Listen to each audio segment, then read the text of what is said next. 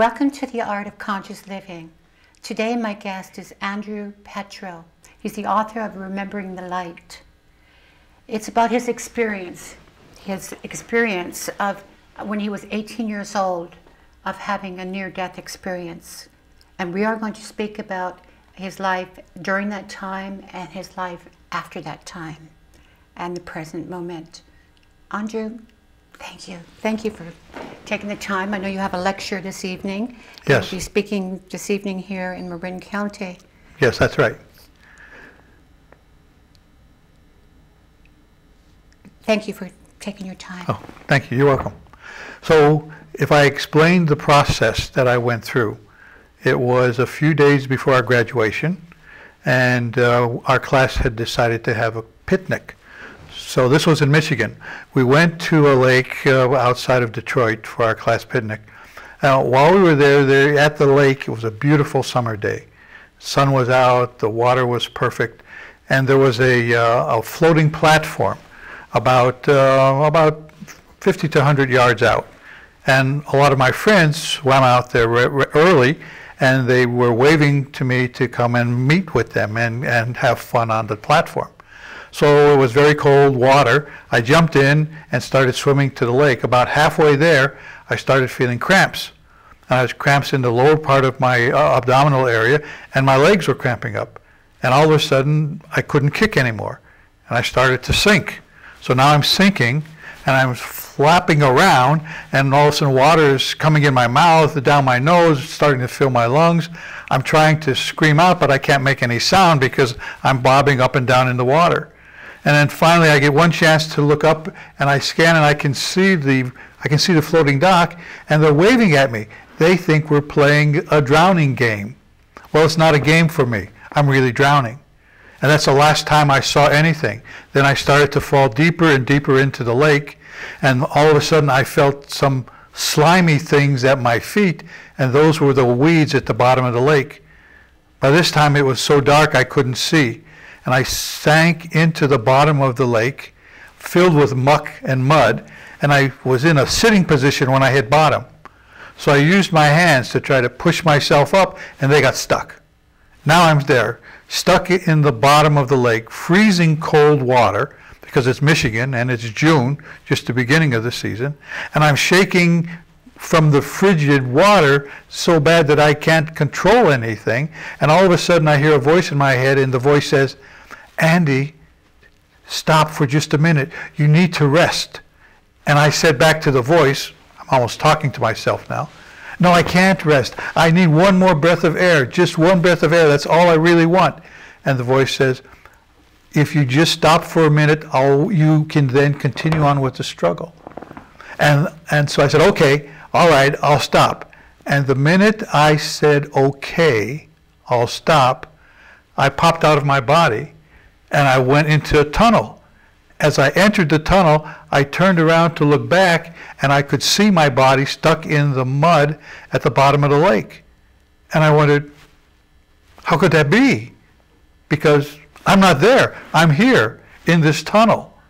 And I looked upward towards the tunnel, and I saw this bright light, and it was so light, it was like 1,000 suns all exploding at the same time. And I remember saying, that should be burning my retinas out.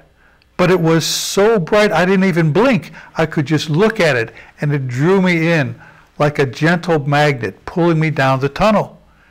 And as I got about halfway down the tunnel from where the light was, I immediately popped into a big giant sphere. It was about the size of our high school gymnasium. And I'm hovering in the sphere, in the center of the sphere, with the light next to me, and all around in every direction, top, bottom, right, left, were motion pictures of me, of my life and my lives, and all the things that went on through years and years of living. And every time I would focus on one, I would actually feel myself drawn into it. And I was reliving it then. But it was different than living it the first time, because not only did I know what I was doing, but I could feel the feelings of everyone I was interacting with. And this went on for what seemed like hours. And then all of a sudden I popped out back into the tunnel again. And now I'm being absorbed by the light. And the light says three things to me. The light says, Andy, don't be afraid. Andy, I love you. Andy, we love you. And when the light said, Andy, we love you to me, surrounding the light are countless billions of other lights. And I knew them all. And I said to myself, it's so good to be home, because I knew that I was home. That's where I belong.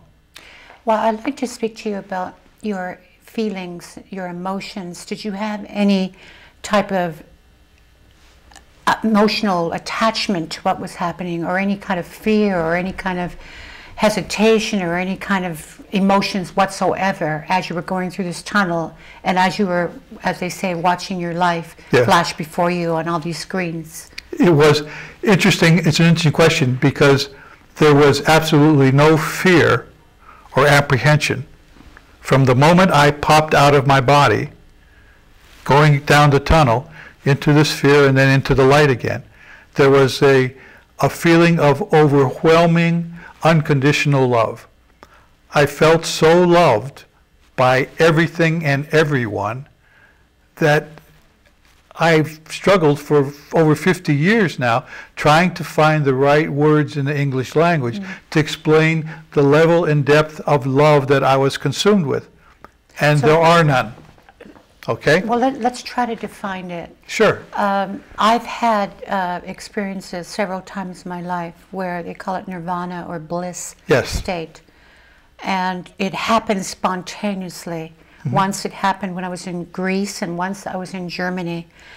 And I got off a trolley in Germany, and as soon as my foot hit the pavement, I was snapped into this vortex of this incredible love, this incredible unconditional love that was so profound, and it was very vast. There was no limitations to it. It was boundless, and it was unlike any kind of rapture or any kind of love that I've ever experienced.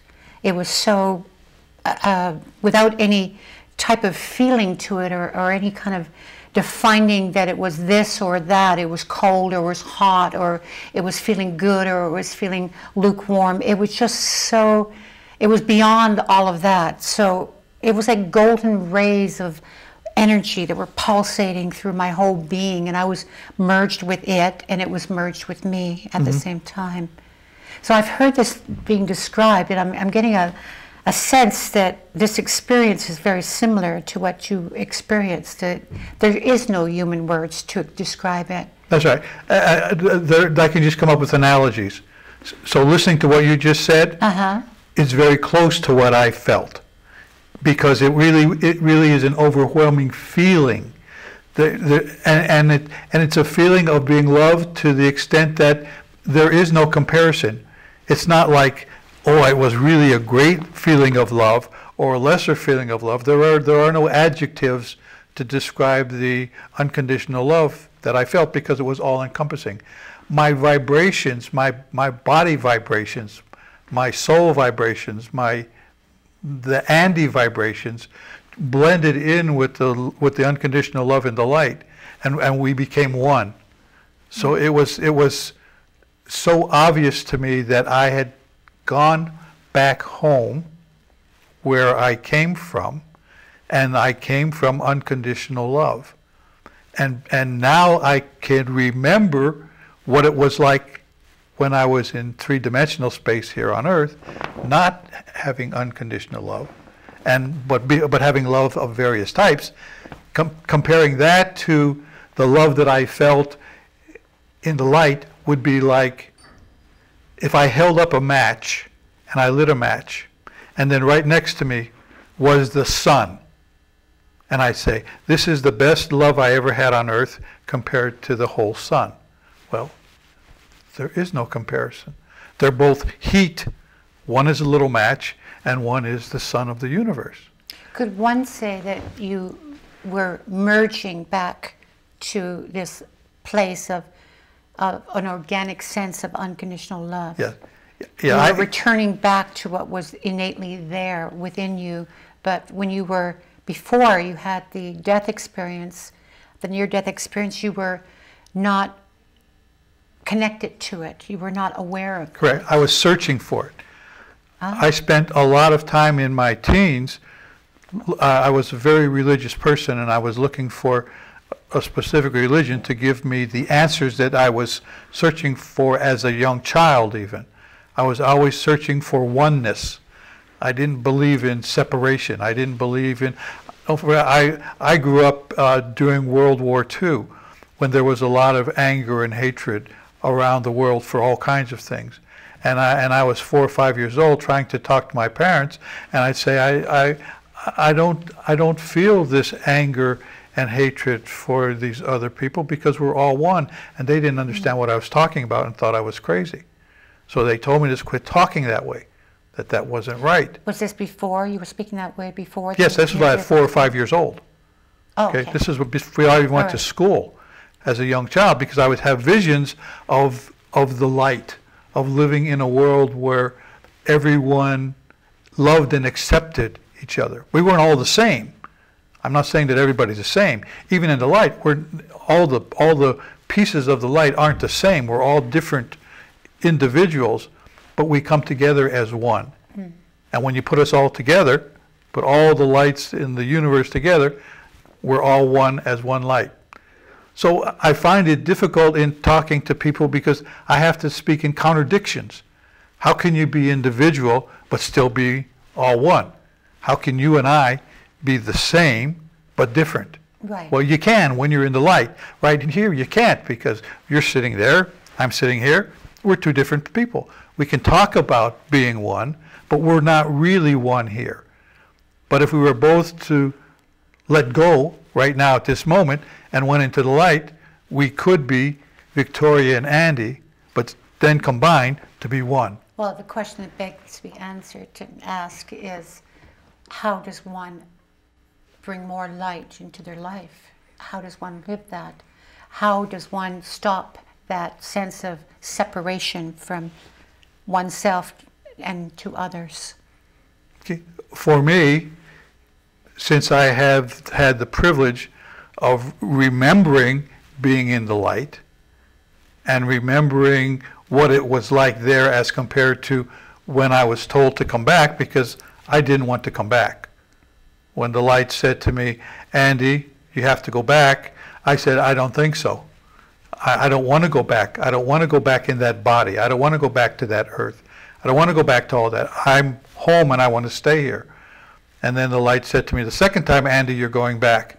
And I said, no, I'm not going back. Right. And then they said the third time, you're going back. And by the time I heard the K in the word back, I was stuffed back into my body, which by this time was found at the bottom of the lake, dragged up onto the beach, and my friends were on top of me pushing the water out of my lungs.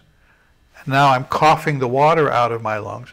I never lost consciousness in the entire episode. I never lost consciousness. I was aware of everything. And when I was aware that I was back in my body, the pain of being back in my body was horrendous. And I started to cry. And they thought I was crying because of the pain. But I was crying because I lost the light. And I was very angry at the light for a long time. Because here I was in the light. I was able to hold the universe in my hands. And now, for reasons I did not understand, I'm stuffed back into the crappy old body that I had before. And I got to go through all this stuff being back on Earth again. That didn't make sense to me. I wanted to be back in the light. So how long did you actually leave your body? Probably somewhere between 10 and 15 minutes. Okay. Because it took them a while to find my body because it was stuck in the weeds at the bottom of the lake. So they finally jumped off of the platform, and my friends found my body and dragged it back. Were you pronounced dead, or were you breathing? No, I wasn't breathing. You were not breathing? I was not breathing when they got me out, and back in those days they didn't have mouth to mouth. It was turn over and push on your lungs with my head turned, and then when I popped back into my body, then I immediately started coughing out the water from my lungs. Mm. So returning back to the question of how to work with the light, yes, and this feeling of separateness to others that a lot of us would subscribe to. Yeah. Well, what do you do with this? How has this helped you in your life now to understand of this unconditional love and this light? Because when I was in the light and I was observing all of my activities, all of my life activities, when I was in the light observing them, there was not judgment. There was no good or bad. There wasn't good or evil. There wasn't right or wrong. They were just things that were done, choices made, that were either choices that fostered love and kindness and joy, or choices that fostered fear and hatred. And when you're in the light and you're looking at that, it's different than looking at it now. In this world, when I look at some atrocities, I feel really bad about that. And it's a different type of feeling when you're in the light. It's observing and understanding that you would not do that again. That wasn't a thing that helped promote love and kindness. It promoted separation and fear. And it's like looking at your life and being able to walk away from it as you would if you saw a very intense movie. When I see movies, I really get into it to the point where sometimes I'm living the movie for those few minutes. Mm-hmm. And then all of a sudden the movie's over and I walk out. Well, I know it's a movie, okay? All the emotions that I had while I was watching it were still there, but when the movie's over, I know that it's not real, it was a movie. I'm getting a sense of what you experienced is an experiential. It was a feeling of being totally immersed in the experience, and this experience was of this unconditional bliss of love. Yes. Where here we are not in the experiential, we are in, which henceforth makes the separation from us to others. So therefore, it is because we lose the moment. We're not in that moment. We're not in that moment of experiencing what is alive in ourselves and what's mm-hmm. alive in the other person yeah. and others. Yeah, because in the light, the thing that is so centered in me about the light mm-hmm. is that it's not three-dimensional space. There isn't yesterday, today, and tomorrow. Right now I'm sitting here talking to Victoria. Mm-hmm. Yesterday I was at my home in Lincoln doing stuff. Tomorrow I'll be someplace else. In the light, I could be sitting talking to you, being at home yesterday, and going someplace tomorrow, all at the same point in time. And that's hard for people to understand because we live in a serial progression of time. In the light, everything happens in the eternal now. That's the best phrase I could come up with. The eternal now is everything that has happened, will happen, could happen, did happen, is all at the same point in time using English language of the point in time. Yes. Andrew, you recently published your book, Remembering the Light. Yes. And you did it in a very interesting way, through the way of describing it through poetry. Yes. Instead of having it as a narrative, descriptive sense as others have done. Correct. And I would like to know, basically, after what happened, when this near-death experience happened, did it change you immediately? Did you embrace it? And how many years after did it, what effect did it have on you? Okay. All right. This happened in 1955. Yes. In 1955, the phrase near-death experience didn't exist. Nobody even knew what that meant, what that was. Mm-hmm. So, first of all, here I am, a religious person who has experienced something that would be spiritual, if not religious. My personal problem was that none of my religious experiences were there. I was with the light. There was no judgment, there was no hell, there was no good and bad, there was no big tally in the sky. There was just the light absorbing me and consuming me with unconditional love, in which I was able to consume and absorb everyone else with unconditional love. So that I didn't know what that meant. I didn't understand it. So I spent 25 years like a nomad, roaming the earth, trying to figure out I don't know what to do. I thought I was crazy. I thought if I ever told anybody about this, that I would be locked up in a room with rubber walls and be there for the rest of my life. So I never spoke of it for over 25 years. I spoke to others with a similar experience or the same experience, and they have a sense of a lot of guilt and a lot of shame and a lot of that they cannot talk about it. This is completely taboo. Yeah. See, so I had a similar thing at that time while I was going through it, because mine was fear-based.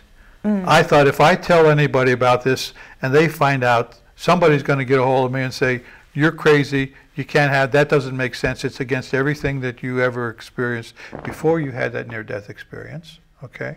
So we're going to put you away.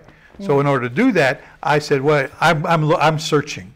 I got to find out. I became a fanatic. I picked up every book I could read on anything that was spiritual to try to see if it made sense. I investigated all various religions. I went into the seminary. I was going to be a priest, but I left a year before my vows because that couldn't do it. I still didn't know what to do. So then I went and did just the opposite, and I joined the Marine Corps, and I went away for years in the Marine Corps searching for something that I didn't know what it was. Searching, always searching, never finding anything. Always distressed until some 20, 25 years later, I pick up this book called, by Raymond Moody, Life After Life. And I don't even know, I just picked it up on a business trip. I grabbed it for some reason, I know not why, put it in my suitcase. When I got home, I opened it up and I started reading it. And I read it, the whole book, by 4 o'clock in the morning. I didn't do anything. As I'm reading it, I started to cry because I realized I'm not crazy. That what I experienced is real. It was real for hundreds of people identified in the book. It was real for me. So now finally, oh, what does all this mean? So now I can go back and relive it knowing that I'm not crazy. I know it may sound silly to anybody listening to me, but when you believe that you're crazy, it has a really bad effect on your life. You're making choices that don't make sense because you don't know what you're doing. At what point in time in your life did you come across this book and start the process of acceptance? It was about, I was like in my 30s, mid-30s. Okay. So I read that, and then now I really started searching for things. Now I really started reading spiritual-oriented things. I'm looking for answers. What I didn't realize was I had the answers. They were in my remembrances of the light. And then a strange thing happened to me that I haven't heard happen to anybody else with a near-death experience, is that I started waking up in the middle of the night, about 2 o'clock in the morning, with these words and images spinning around in my head over and over again, over and over again. Separation, separation, separation. Oh, vibrations, vibrations, vibrations. Love, love, love, joy. And I couldn't fall asleep. And so I would get up, go to the den, turn the light on, grab a pen and pencil. I was very quiet, so I wouldn't wake anybody else up in the house.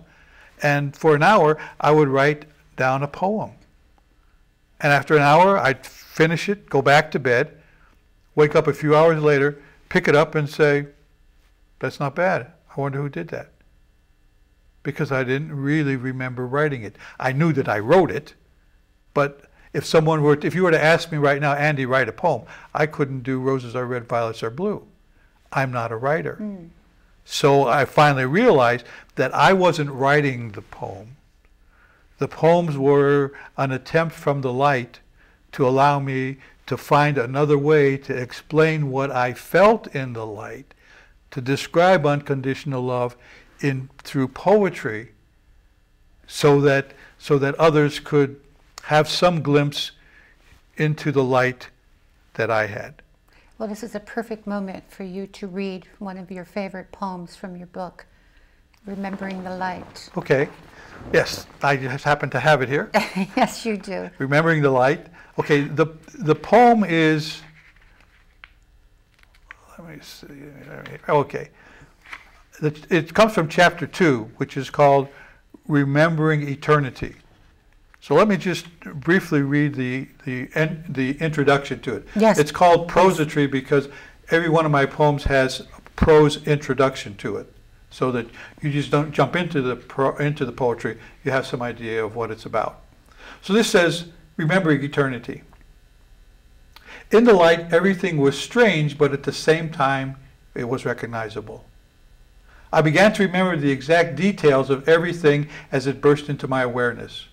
I was conscious of the fact that nothing I was experiencing was totally new, even though I had never experienced it before.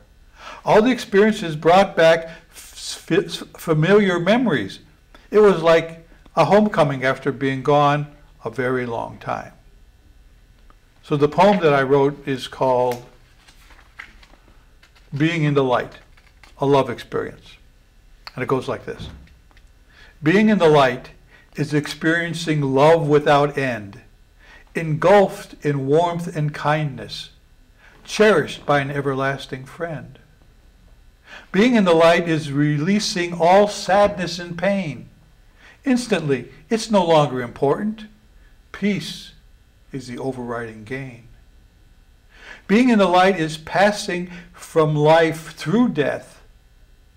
Dying quickly or in agonizing pain, you're absorbed by the light from light's gentle breath. Being in the light is floating in a tunnel of darkness, seeing the bright light of creation ahead, embraced by the light's love ever joyous.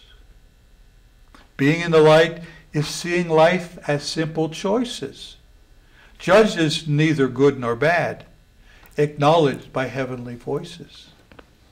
Being in the light is liberating for the timid and the coy. Discords of recent lifetimes are replaced with supernatural joy. Being in the light is realizing that life is worthy, being one with the universe, illuminated in celestial ecstasy. Being in the light is not limited by dimensions 3, being everywhere at the speed of thought, mind, body, and soul completely free. Being in the light is floating in the center of eternity, yesterday, today, and tomorrow, interwoven in perfection and clarity. Being in the light is transcending all space and time, being a piece of the infinite light, immersed unconditionally in a cosmos sublime. Thank you. Very, very beautiful. Thank you. So that came to me. Very beautiful and very profound.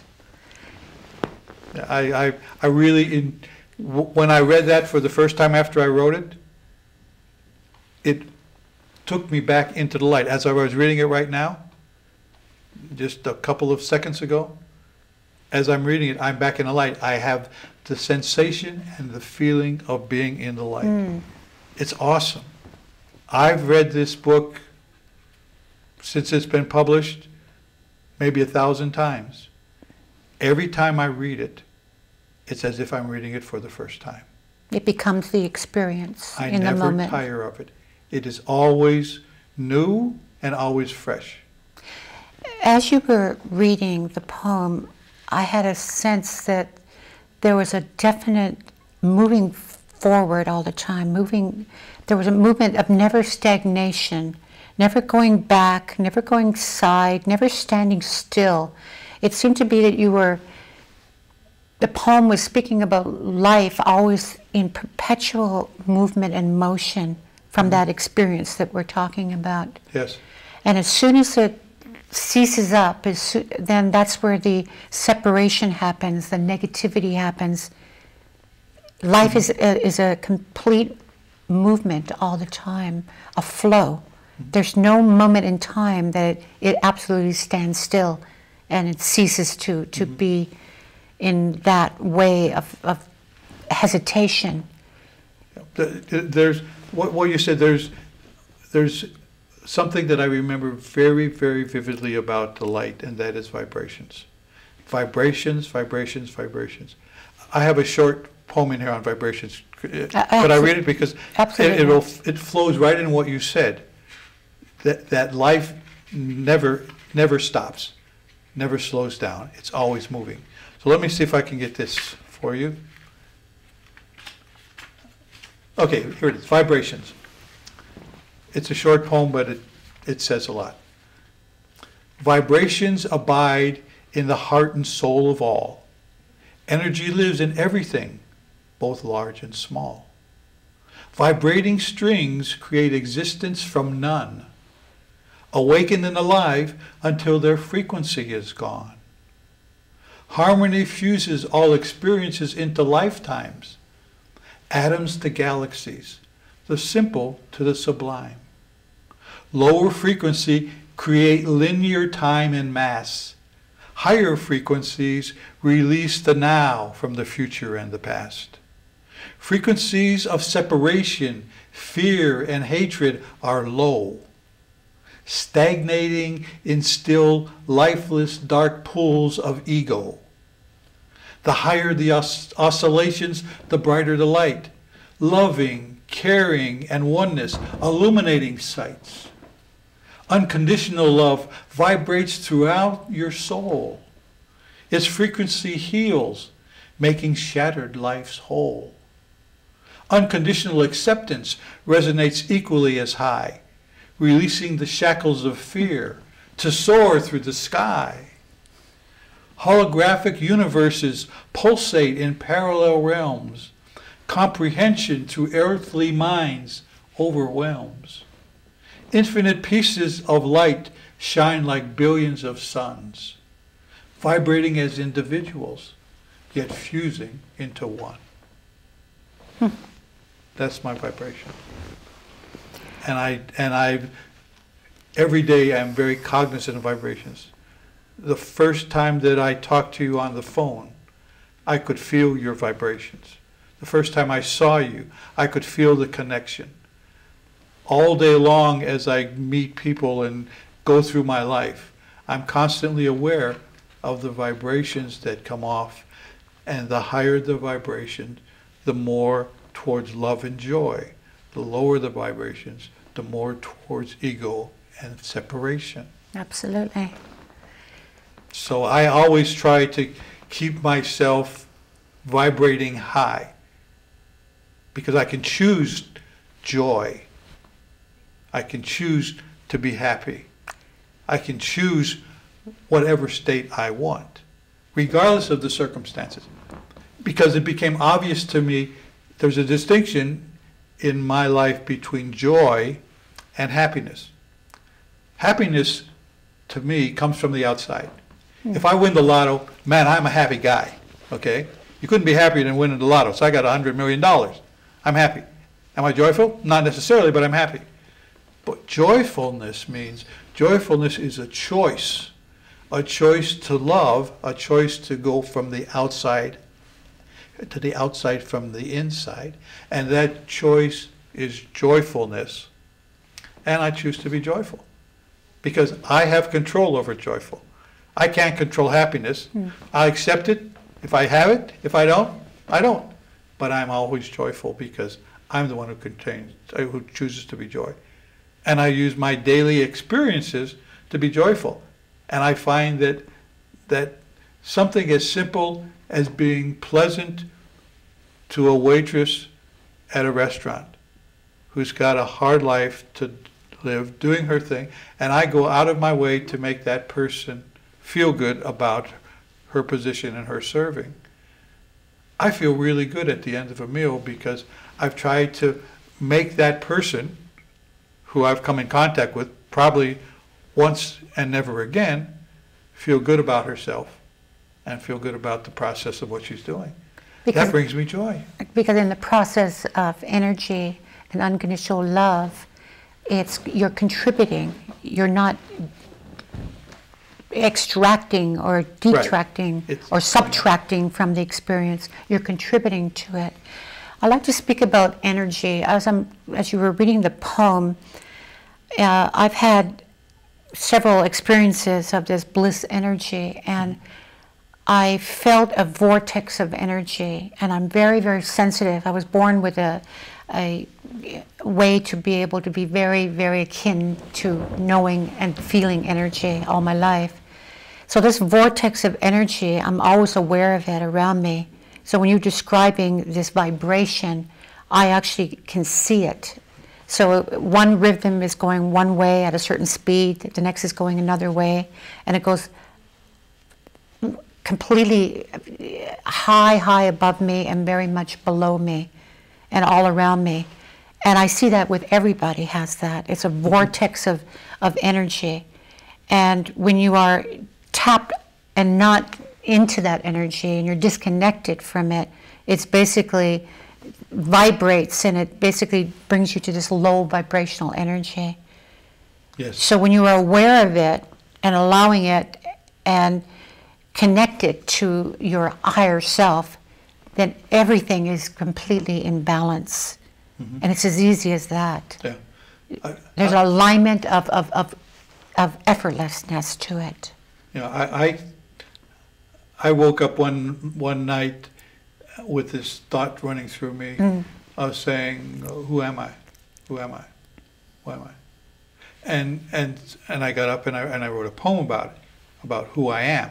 Okay? And I found out that who I am is, I am the silent space existing between my thoughts. That's the opening line of the poem.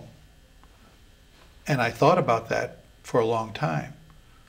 Who am I really? Andy Petro, who are you? And when I find that spot, that space in between my thoughts, I go there. And there's where the energy is. And there's where the unconditional love is. And there is where my connection to the light is. Mm. So it doesn't, I'm doing it right now as I'm talking to you. I'm talking to you and I understand what's going on, but I'm able to slip into that silent space between my thoughts where the vibrational energy keeps reinforcing me and reinvigorates me. For others who are not familiar with doing this practice, this way of living, this way of beingness, what would you suggest to them? How do they become aware of this sacred silence that we're speaking about? Yeah. For me, it's been a journey. It isn't something that I woke up one morning and says, aha, look at this, I got the answer. It's, for me, it's my answer. But it took years of meditation, years of looking for the silence, years of just unconditional loving, of unconditional doing, of being nice to this person without any regard of being nice back or having any expectation. Doing that starts to foster and start increasing my internal vibrations. So it's aligning yourself with your basic goodness. Yes. Nothing more complicated than that others can do right away. Yes. They're basically, we have nasty thoughts, we have good thoughts, we have bad thoughts. Where do we want to put our attention? Right. What do we want our life to be? We have decisions to make all the time about this. Yes. Nothing is random, nothing is unconscious. Nothing's uncontrollable. I mean, it could be uncontrollable. I could be walking out of the studio today and get hit by a car. I can't control that, but I can control what I think about.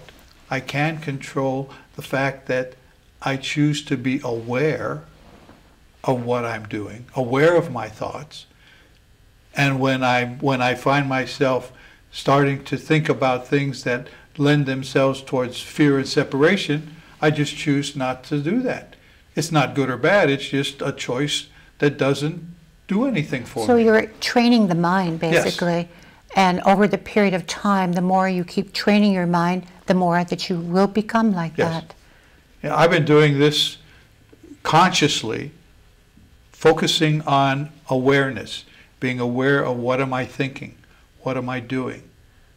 And I'm never from the judgmental side.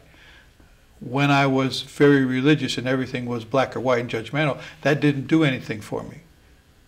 So therefore that didn't work for me. If it doesn't work for you, don't do it. If it works for somebody else, that's fine. It didn't work for me. What works for me is the ability on my own, without any input from anybody else, I know what's right and what's not. I know what's loving and what isn't. I know what to say to you to help you feel good about yourself without expecting anything back in return. And the more often I do it, the less I expect back in return. With low expectations or no expectations, it's freeing. It's like I just lost 100 pounds. It's like I'm starting to float now because I'm able to do things without expecting anything in return. And that starts to give me feelings of being back into the light with unconditional love, because unconditional love never expects anything back.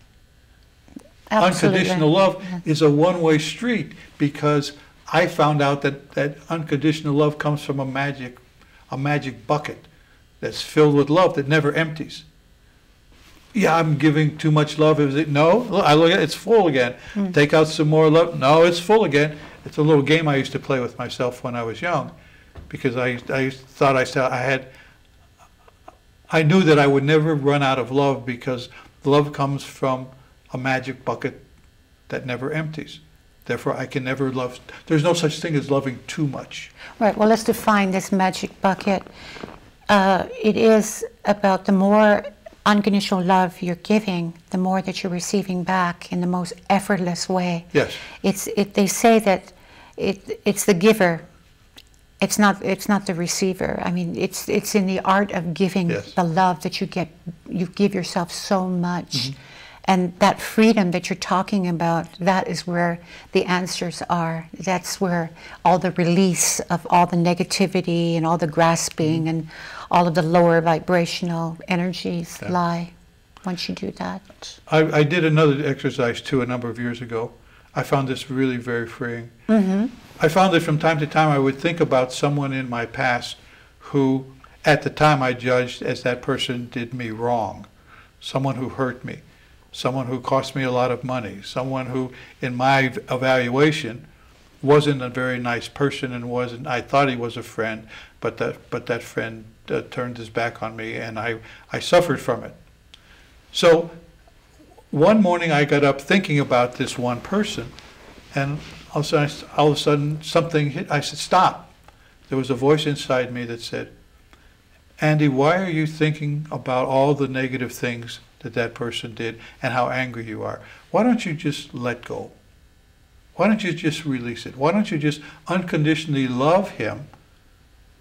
I'm not saying he's going to be my very best friend. I'm going to call him up tomorrow. That's not what I'm talking about. I'm talking about unconditionally loving him in myself, so that when I think of him again, there is no negative energy connected to it. You see? When I think of him again, I think of him in an unconditional loving way, without any expectations. And therefore, what was causing negative energy for me now is producing positive energy, because I'm able to love him unconditionally. So then I said, what a great idea. So I sat down that morning and mentally went through all the people that I had anything against for what I thought they did or did not do to me. And I accepted them for what they were. If there was anything to forgive, I forgave everything. And I just decided that from now on, I will not harbor any angst or hatred or retribution of anybody who did anything to me. I let it go. And it's freeing.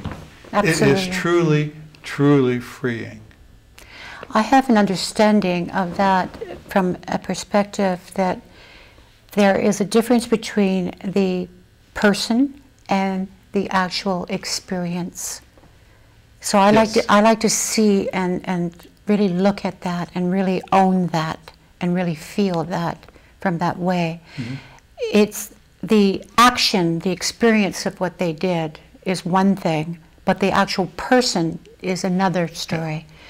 So I give as much love and compassion to that person, and I look at the action of what happened. And I don't see it as negative or positive. It was just an action. It was not good or bad. There's no favoritism to it. So when I do this, separation of knowing the experience and the person, everything becomes very effortless then. Yes. And I can able to say, okay, this experience was this experience. I experienced it. It was an experiential energy, and let it be. And I hold no negativity to that person, because that person perhaps needed that experience. I perhaps needed that experience for my further growth. So there's no time and place where I say, well, that is bad, this is good. That's henceforth where the separation is. That's the basis for separation. Yes. One of the basis. Yeah. So my accepting of this person, unconditionally loving this person, the person, never judging or condoning the action. The action is just an action. It's in the light.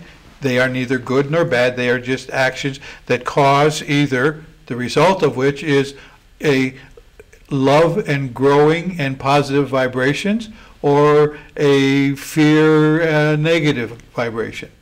Okay? But they just are. There's no judgment to be made on them. They just are, and let them go, and I pour my unconditional love to the person that was connected to it. So you're absolutely right. It would help anyone who's listening to what we're saying to separate the person from the act. The act is the act. The person is a piece of you. We are all one. All our personhoods come from the same source of light. So we're all one. We're all this raw organic material that's based on a higher vibrational energy of pure awareness and pure love. And when we start to say that that action is us, that's where everything becomes soiled and not completely in truth. And if you look at the world today, where we're sitting at a great level of separation, okay, it's all because people are confusing the person with the act. And therefore we're angry at people when we should be loving those people, but of course never loving the act, understanding that the act is something that is not causing love. So we'll do what we can to stop the act without hating the people, because the people are we're all one. That's the whole point. If we're all one, then by my hurting you, I'm really hurting myself. Absolutely. Killing you is just another form of mutual suicide, because you and I are one. Us and everyone in the world are all connected. We're all pieces of the same light.